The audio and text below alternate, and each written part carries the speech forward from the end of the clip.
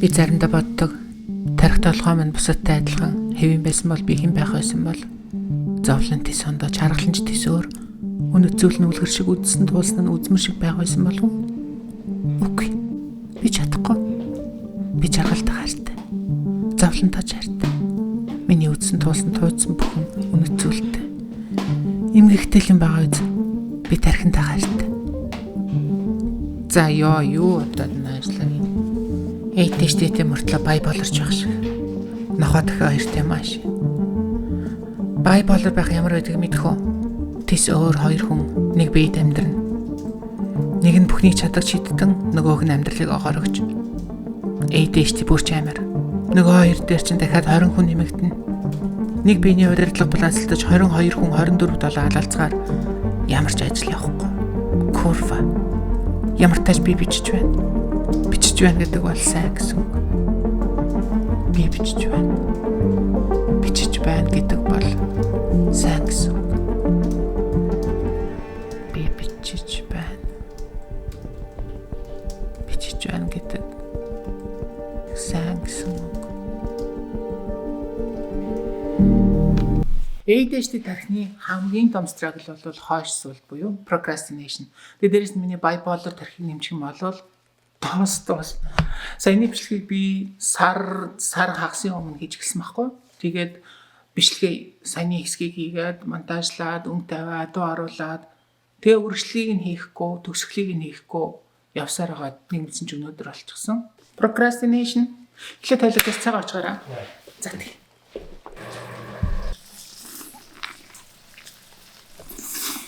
Яг энэ өмнөх кадраштай. Тэр 2 хоногийн өмнө бичсэн. 2 хоногийн өмнө. Би басаа цагаа аваад тэгээд бүх юм оршилтод явцсан. 2 хоногийн дараа өнөөдөр аштаа дахиад эхэлж шít. Procrastination. Still procrastinating.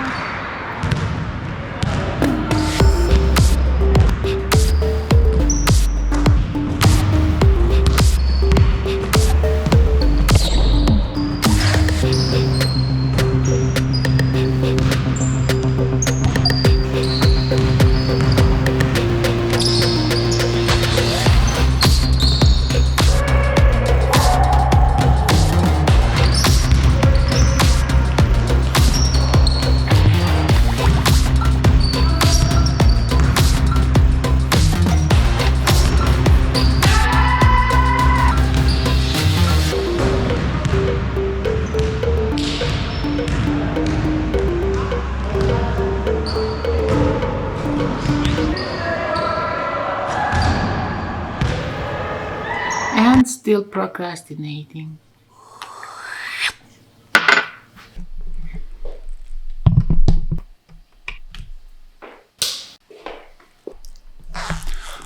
Би өнгөрсөн оны 11-р сарын 1-ээс контент дахиад хийж эхэлсэн. Тэгээд 14 сарын дотор 200,000 subscriberтай юм уу? Эсвэл Facebook дээр 200,000 followerтай, Instagram дээр 200,000 followerтай аль нь төрүүлчих нь хамаагүй. Тийм зорилго тавьсан байсан. Гэтэл одоо 2 сар гарan болоход би ерөөсөө бэлдсээр агаал таарж байгаа байхгүй. Хаймняхан бэлтгэл ажлыгээл юунд юм битгэхгүй зүгээр бэлдээл. Тэгсэн мөртлөө ингээ контент хийхгүй. Магадгүй зүгээр full time content creator болчлаа гэд өөр ажил төрөл хийхгүй гэд тэгэнгүүт ингээд амар overwhelm болоод хийх юм айгүй их байгаа гэд миний ADHD тарих ерөөсөө яг тэгдэг байхгүй ингээд амар их юм хүсэх юм бол тэрийг хийж байгаа болчдөг. Түүнээс хойш суугаад байна гэдэг нь зүгээр залхуураа твтээд байх нэр биш. Би танарт харуулъя. Жишээ нь би энэ харагч байна. Энэ кольцоо шүү дээ. Энэ саксны кольцоог би хийсэн. Картоноор. Картон цааснууд хооронд ингээд наагаад цавгаар хатууруулж агаад. Watch. Реклам яхан.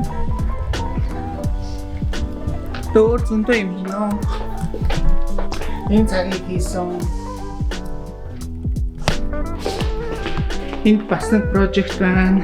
Ийм томдог.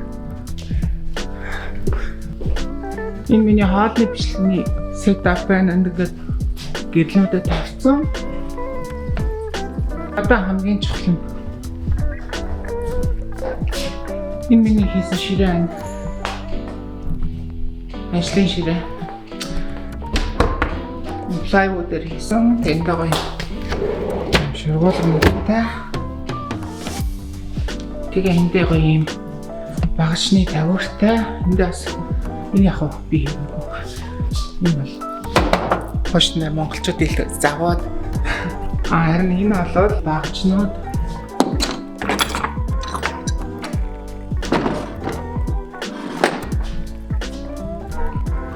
тэгээ бас ийм шидэт тохиор хийсэн. Биний гадаанаас нэг хуучин байрныхаа тэндээс нэг алхны иш болсон баггүй 30-40 жил хадгалагдсан болоо гэмээр тэрийг би сийлээд ингээд хийцэн байхгүй зүртний гоё чулуу шигтгээд энднээс юм чулуу шигтгээд тэгээд миний magic wand гэх мэтчлэн хийх юм бол мундахгүй байдаг байхгүй юу? Барьж авсан юм болгоно би гоё болгох гээд perfect болгох гээд хичээгээд байдаг нь асуудал. Түүнээс залхуураал хөвтөөл байдаггүй. Хамгийн гол нь надад юу хамгийн энэ жоохон за хамгийн гол надад юу хамгийн хэцүү байг вэ шүү дээ. Энэ өөрийнхөө хамгийн хүсэж байгаа ямыг хийх. Учир нь гэх юм бол хийдэг төвлөрөх гэж хичээх юм бол огт төвлөрч чадхаа болждөг.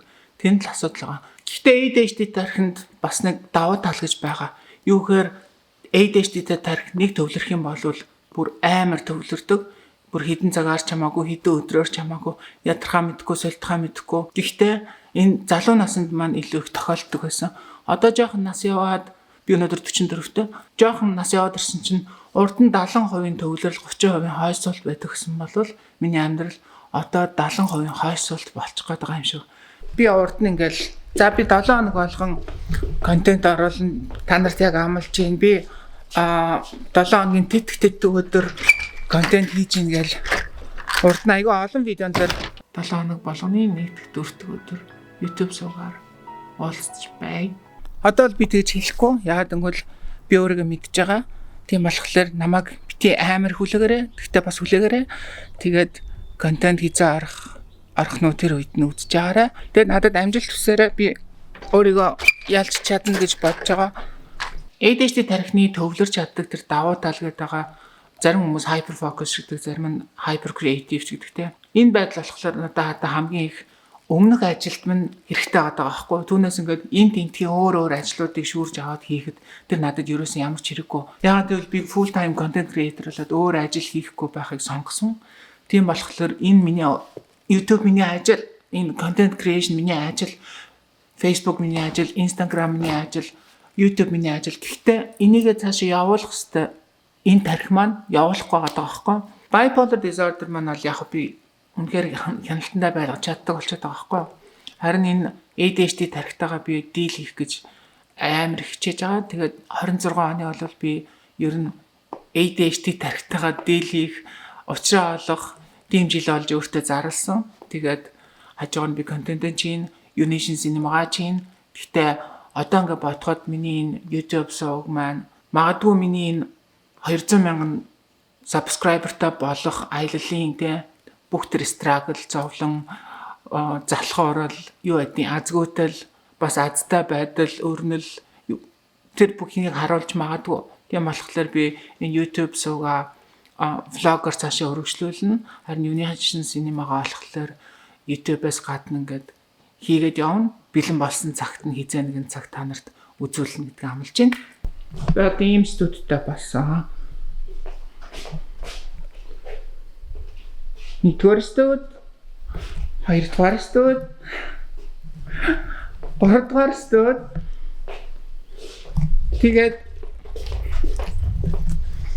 Тэгээд энэ галтгаа хоолны бичлэг гэдэг дөрөвдүгээр студ. Манай гэр тэр чигээрээ студ болж хувирсан. Дээр бас нэг студ байгаа заяа.